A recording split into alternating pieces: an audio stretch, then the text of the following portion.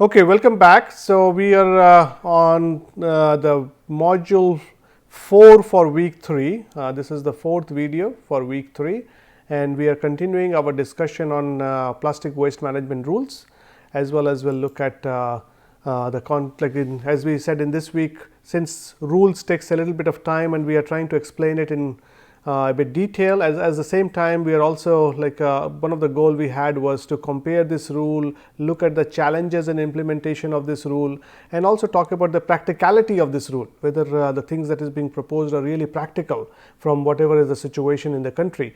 So, those discussion you saw in last 3 videos. So, again the discussion will continue in this video, and we are also will start comparing the global rules and regulation with the Indian rules probably in this video, and then continue that to the last video for this week. So, again, if you have any question, do feel free to put it on the discussion board. We are trying to answer the question back to you within 24 hours. We'll try our best to do it, and we have been doing it so far. So, we hope that we'll continue to do that.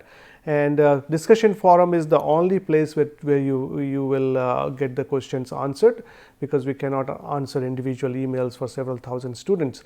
And at the same time, we don't have any WhatsApp group. There was some discussion board. We saw some of the in the discussion forum. Some students were trying to create a WhatsApp group. If you want to create a WhatsApp group among yourselves, you are free to do that, but that has nothing to do with NPTEL or from our side, from the course delivery team side. So, that will be something of your own stuff. So, we are not supposed to get into those WhatsApp groups and other stuff. So, just wanted to let you know. So, that's not an official thing, but you can do an unofficial thing on your own among the group of students. If you can contact them, we have no problem with that.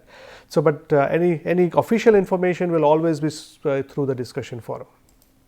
So, continuing our discussion in terms of there was a different aspect of the rule.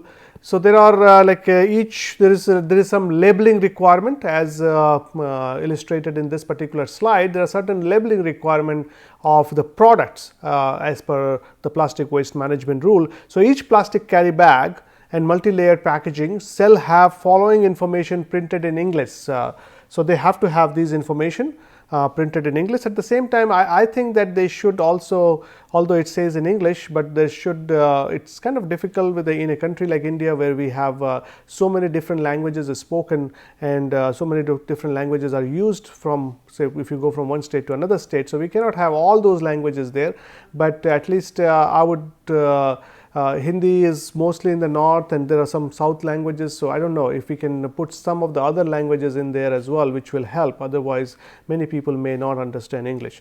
But at this as it says, but the information, so that's kind of a drawback. But again, there are practical challenges of what you can do. So, you can, as I said, you cannot have too many languages printed there.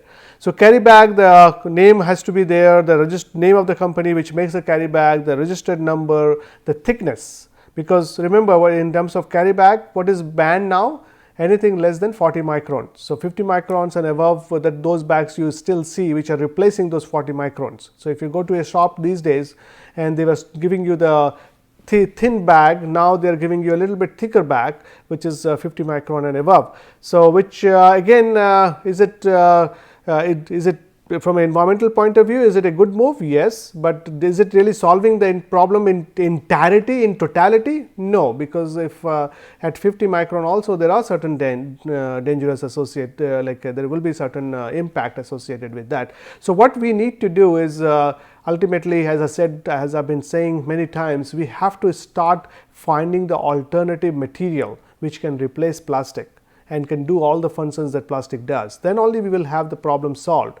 And the alternative material should not be a similar material which will end up, say, from a plastic waste management we are discussing today, and 10 years down the line I may have to offer another course with some other waste management, which is the material which replaces plastic. So, it has to be greener material, it has to be environmental friendly material. So, that is what we need to look at in a big picture, if you think about from a like a holistic point of view. But in the meantime, we should focus on managing the plastic waste. So, again plastic is not a problem, the plastic waste is a problem. So, we have to start managing that plastic waste. And for the multi-layered package, again the name and registered number of the manufacturer, compostable plastic name and the certificate number. Very recently, if I would see if we can put that circular or the notice that came from Central Pollution Control Board on the discussion forum for you to see. It is a small one-page PDF where they have listed certain companies which were selling compostable plastic, but actually does not have a certification of that. So, as it says here that you need to have a certificate number. So, but that certificate number is not there because they really did not get the certificate, they did not get their plastics. So, there will be a lot of greenwashing happening, that is what is called greenwashing. People will claim that things are green, but they may not be actually green. So, that is why the regulation requires us to have certain checks and balances. So, this certificate number which is needed for compostable plastic was missing from the product of those companies, and they were actually right now they have been blacklisted or banned, you can say. They cannot sell those products. So, because they are claiming those as a compostable plastic, but we do not know whether it is compostable or non-compostable. So, that those issues needs to be there. So, just so continuing with that discussion, if you look at in terms of what is the role of the different authorities, again we are putting a rule number here. These rule numbers are referring to the rules from where things are taken from that rules document. So, Pollution Control Board and Pollution Control Committee, they have certain rules, so they have certain roles and responsibilities prescribed. They have certain authority. Secretary in charge of urban development, concerned Gram Panchayat. So, just here we have just highlighted their main role or main responsibility, you can say. So, as per the Pollution Control Board and the Pollution Control Committee, they will enforce of the for registration, manufacturing of plastic product, processing and disposal of plastic waste. Urban Development Secretary, say state as well as the union territory, for all of them this is a state and union territory, and concerned Gram Panchayat is a state or union territories. So, enforcement of provisions related to waste management by waste generators. So, they have to urban development, because the waste management actually comes under Ministry of Urban Development. So, they have been asked to enforce the provision related to waste management. Gram Panchayat, again provisions related to waste management by waste generator, because urban development will do for the urban areas, Gram Panchayat will do it for the rural areas. And we are seeing a lot of plastic getting into rural area as well these days. So, there are what is the how registration of producer, recycler, manufacturer. I am not going to kind of read line by line from here, you can read it, you will have these slides as a reading material, but the bottom line is that of course any person, any company going for making the plastic, they have to get a registration, has to obtain a registration from SPCB or Pollution Control Committee. Now, they have to renew registration, or renewal registration has to be made, and if they will if every person recycling or processing waste or proposing to recycle or process waste, again they have to get the registration and renewal. SPCB or SPCC will not issue certificate of renewal unless the unit process valid consent against Water and Air Act. So, they have to make sure that they follow the Water and Air Act and they get that consent, and then only they will get the registration done. And these are pretty much common for other regulations too, not only for plastic waste. And registration contrary to the rule will valid for a period of, first it will be for 1 year, and if it is good for a 1 year, if they do good service, can be extended for 3 years, and they shall not without providing. So, if somebody is doing something wrong, you have to give them an opportunity to come and present, you just cannot cancel their registration. So, those things those provisions are there. Every application shall be made at least 120 days before the expiry of the validity. So, if your registration is going to be expired, is going to go away in 120 days, you have to do it before that. So, those kind of now what are the retailers and street vendors has to do as per rule number 14? They will not sell or provide commodities to consumer in carry bags or less than 40 microns, plastic sheet, multi-layered packaging which are not manufactured or labeled as per prescribed rules. So, they have to look at the whatever they buy as a packaging material, as a carry bag and other things that they do the customers, they have to make sure this company where they are buying from are registered, they are authentic, not some fake company which has no registration with PCB and is still selling those product. Every retailer selling in plastic carry bags, covers made of plastic sheet labeled according to these rules shall be liable to pay a fine. So, which is again kind of similar stuff that you see in other reports as well.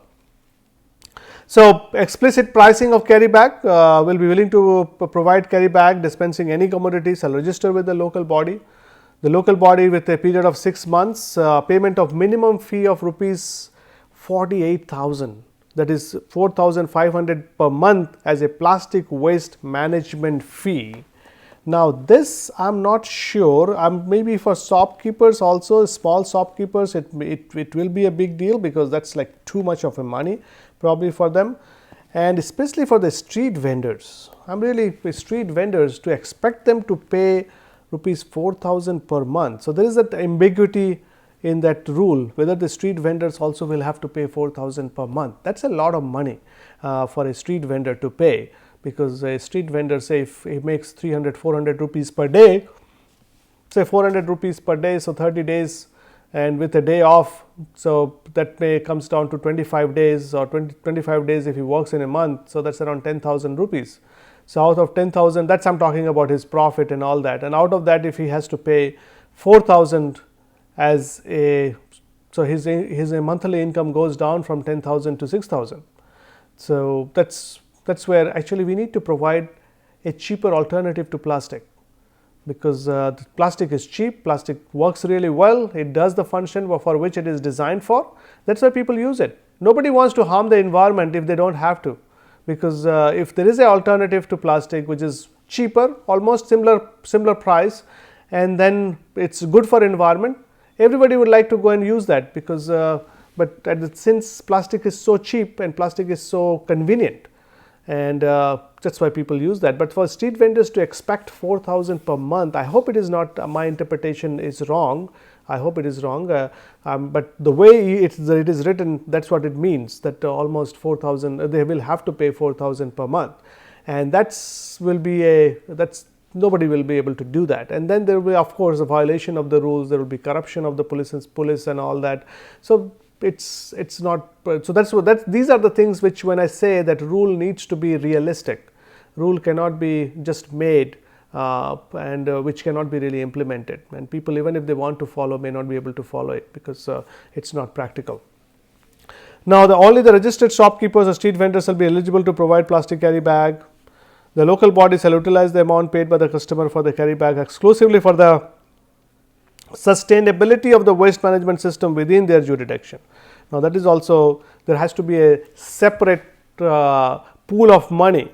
Now, that again is a problem. Many times the ULB budget, the budget of a urban local body is not divided into water, wastewater, soil, solid waste and other stuff. It's all, many times it's a combined budget. Now, in the combined budget, depending on the councillors, depending on who calls the shots, who is more powerful, and then whoever is more interested in what area, certain project gets funded, certain project does not get funded. So, and there is a lot of dynamics goes there, like the political dynamics and other dynamics which goes in there while these decisions are made. So, but in terms of getting this 4,000 rupees and then trying to use it for waste management, it's a plastic waste management, it's a good move, but as long as there is a separate accounting, separate budget. But then there is requirement of a separate employee at ULB as well to take care of those stuff, and then the cost, there will be associated cost associated with, there will be cost associated with that. So, those things need to be there.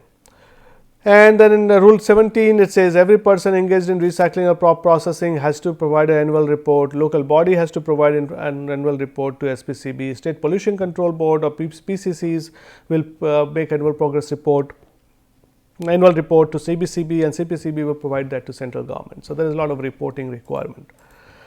So, again going back to that sustainability outlook discussion, it says heading on the right path, but certain ambiguities remain. So, as I was trying to highlight as well, it is a good rule, it is a good set of rules, but there are practical challenges there of course, but there are certain ambiguities as well. So, India's we are producing a lot of plastic waste. Some of the newer data actually suggests that we are producing much more than 15,342 tons. It is close to something around more than 20,000 tons, some of the newer data suggest. The government notified plastic waste management rules addressing the erstwhile plastic waste. Some states like Jharkhand, Himachal Pradesh and Pune have set an example by managing waste at their respective level. The real penetrating question is, have we moved beyond just professing for plastic waste management as a professor, or this article attempts to critically analyze the difference between the new rule as well as highlight the key steps which needs to be taken for plastic waste management system in the country. So, it is a good framework in the terms of plastic waste. It tries to reduce the waste, it tries to minimize the waste. There is a multi stakeholder collaboration is needed for a scalable solution and to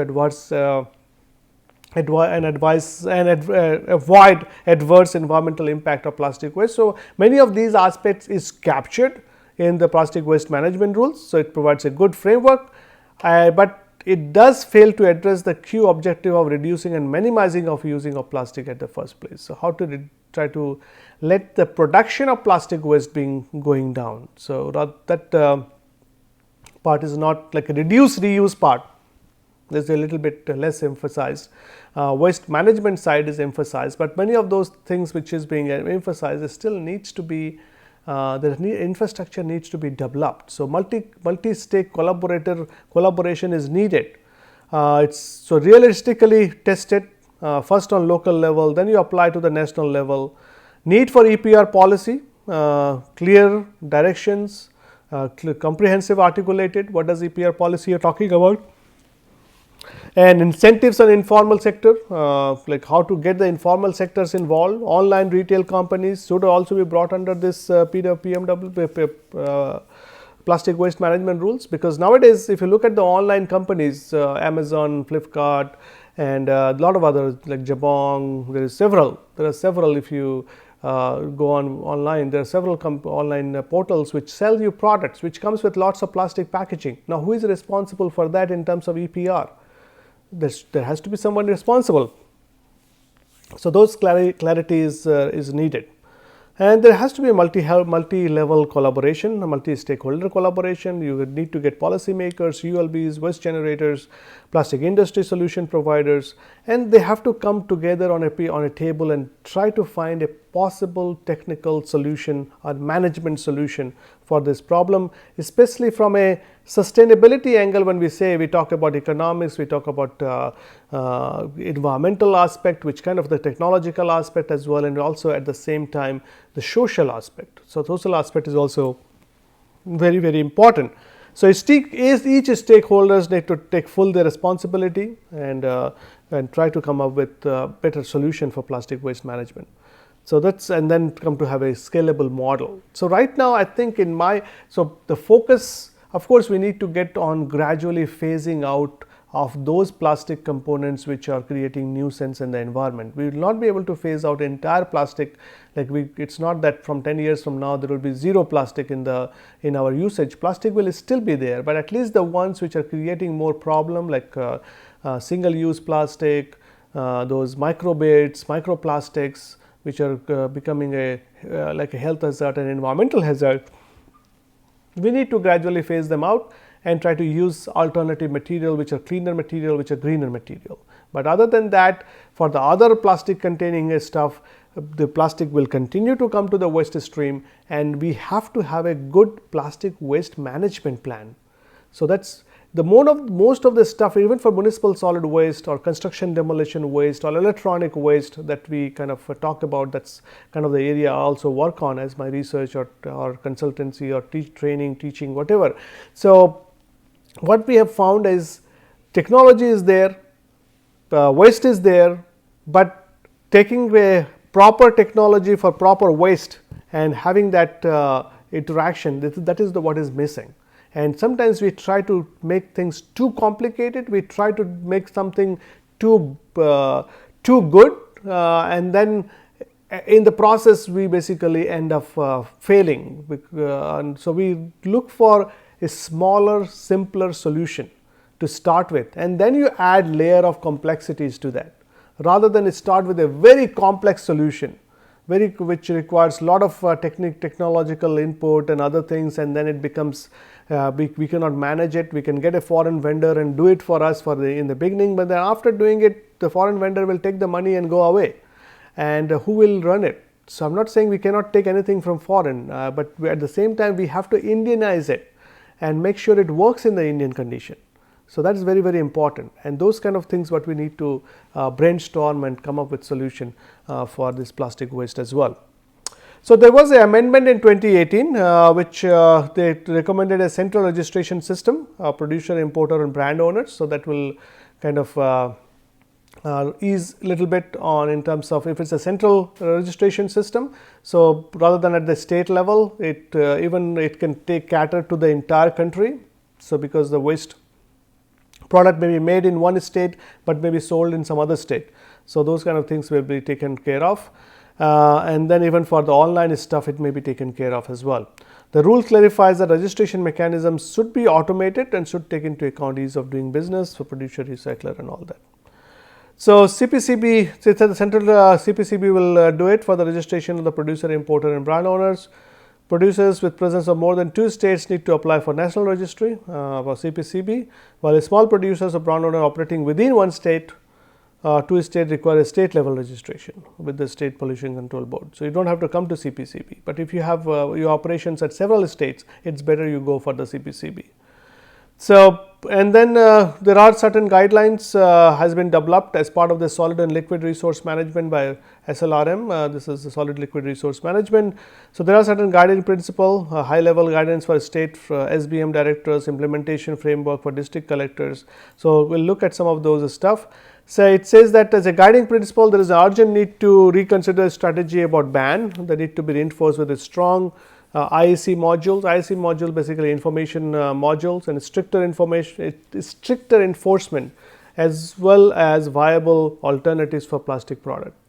So, there should be viable alternatives we need to look at too. So, because just banning it is not going to work, and subsidy driven model should be replaced with outward focused model. We should not, again, subsidy driven model does not really work on a long term. So, you cannot give a subsidy forever. So, so basically we should look at more on an outward focused model where it is a self sustained at least.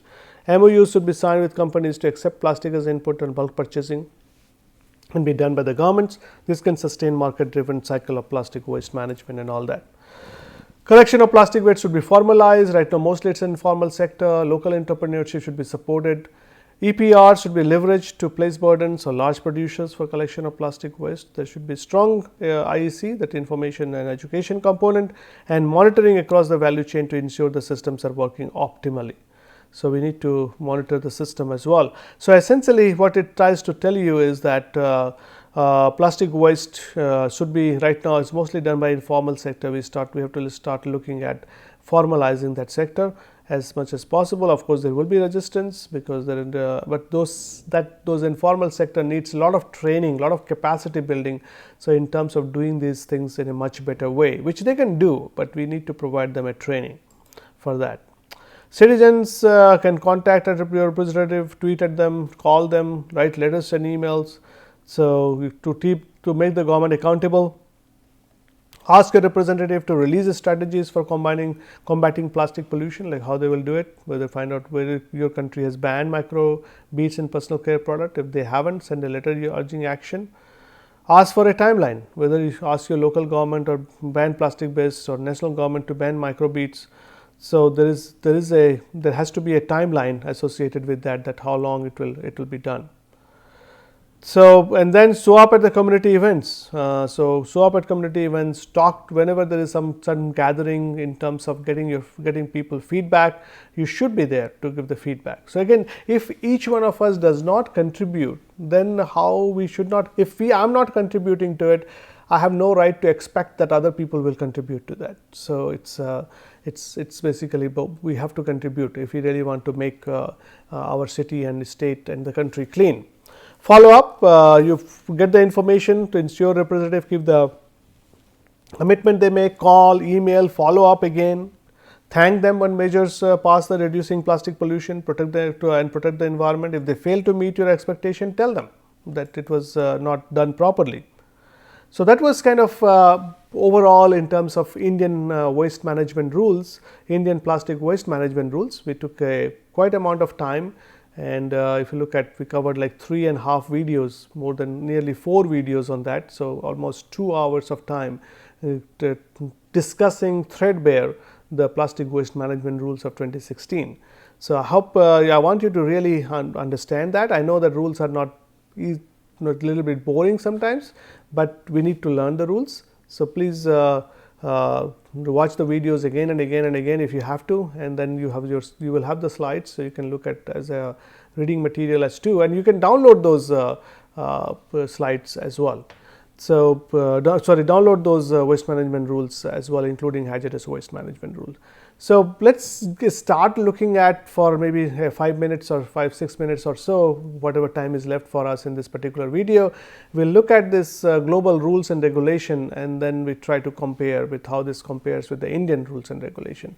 So, in terms of the global rules and regulation for plastic waste, it's kind of United Nations, as we all know, has a Sustainable Development Goals, SDGs.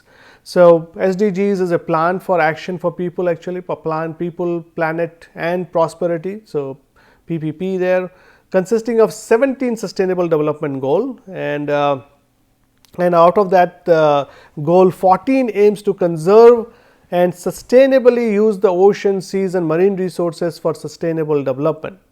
So, that was in like a goal number 14, that was sustainable development goal. So, in September 2015, 193 member states including UK adopted this agenda and committed themselves to work tirelessly for the full implementation of this agenda by 2030.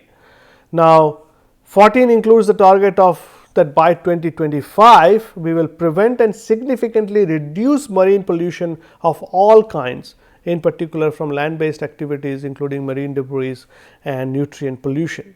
So, that is what it's a they want to reduce the marine pollution, land based debris, and that has a lot of plastics, which we kind of already know from some of the recent papers, and kind of what how the plastic is getting into the water. We kind of discussed that as well. So, by 2025 the goal is to significantly reduce that, which is we have to see how potentially that can be done. So, that is what United Nations big picture goal, and taking that goal many countries are working on their regulation. So, in UK for example, by the end of 2042 they are looking at achieving zero avoidable plastic waste. So, the plan outlined ways to reduce the plastic that contribute to pollution and broader steps to encourage recycling and the more thoughtful use of resources. Action like looking across the whole life cycle. So, they are looking at the life cycle of the whole process, launching a call for evidence in 2018, seeking views on how the tax system or changes could reduce the amount of single use plastic waste. So, should we start charging and all that. So, that was kind of focus there. And so, some of the in terms of little bit of summary of that, they have in terms of rules at the production stage, they talk about encouraging producers to take more responsibility for the environmental impact of their products. It is kind of part of EPR, working with the industries to rationalize packaging, formats and material, make sure the more plastic can be easily recycled. So, that is what this kind of interaction needs to happen in our country as well, where we get these industry involved in the same room with the stakeholders, with the like government authorities, where we try to say whether it can be easily recycled. What if do we have to change the process of in this industries a little bit, so that this plastic when it comes to the waste stream is easily recyclable than what it is today, especially for mixed plastic and all that. Reforming our producer responsibility system to incentivize producers to take greater responsibility for the environmental impact.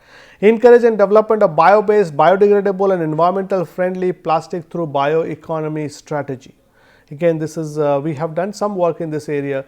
100% biodegradable plastic is very difficult to achieve because its strength is not that great, but there are studies are still going on. A lot of studies are going on around the world to find that good mix where we can use it as a like a structural material and all that. Microbeads banned by exploring whether we can ban other problematic materials or suitable alternative exist. Maybe it depends. If it has risk, then we can do it. Otherwise, we don't have to do it. So, you saw European Union kind of big picture, and then you saw the UK as well. Continuing with that, but it says that at the end of use stage will make it easier to recycle by continuing to support the industry led on pack recycling labeling system. So, that is our continuing to implement the litter strategy, implementing voluntarily and regular intervention to that look at that can cut the amount of commonly littered items and improve recycling. So, those things are going on. At the end of life of waste management, we focus on increase the rate of recycling, work with the industries. We want to accelerate this shift, working with the waste management industry and reprocessors to increase the proportion of plastic packaging, talk with the research council, biodegradable plastic. So, those are a lot of things that can be done. So, let us kind of stop over here and we will continue this discussion on we talked about. So, in this particular video we looked at we finally completed the remaining part of Indian waste management rules, and then we have started looking at some of these global rules, and you will see the comparison between the Indian rules and the global rules. So, in the next video we will continue to do that, and that will be the last video for this particular week on regulations related to plastic waste management. So, again thank you very much for being part of this course, and I hope you are enjoying it, you are getting what you wanted. If you have any suggestions, any feedback, feel free to put it on the discussion board. So, thank you and see you again in the next video.